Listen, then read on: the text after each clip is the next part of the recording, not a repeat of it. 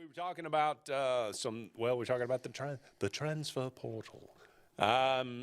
We had Malik Murphy. He does have 2 years of eligibility remaining. Jackson Arnold has 2, and Miller Moss has 1. That's so these are all guys that you would, I think they would fit in They fit the mold of what Auburn's looking for. And the kid's name at Coastal is I forget. Coastal Carolina. Yeah.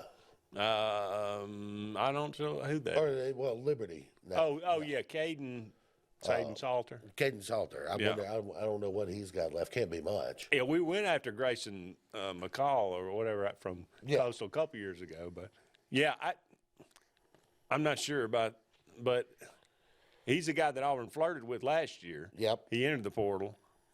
Something about it seemed like there was, if I recall, there was something about the academic issue with it. I don't know. It had to do with transfer credits. But he is a graduate transfer now. So he's a one and done.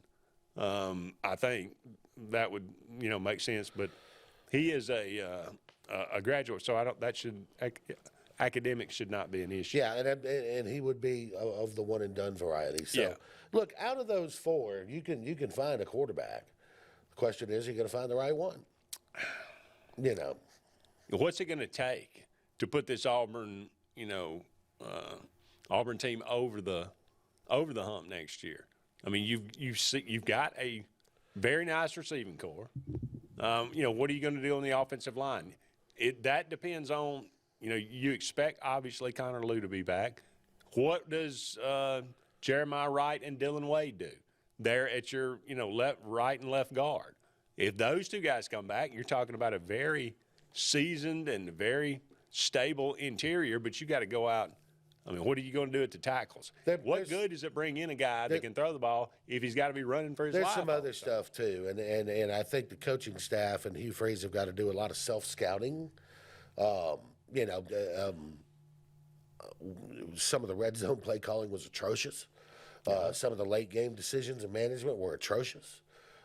Do you want to remain an RPO? When you go into every football team in the world has 4-minute offense, right? So you get down the last 5-6 minutes of a game and you've got a lead, you go into the 4-minute offense. And the 4-minute offense has its own set of rules. Right. You should not still be running RPOs in the 4-minute offense.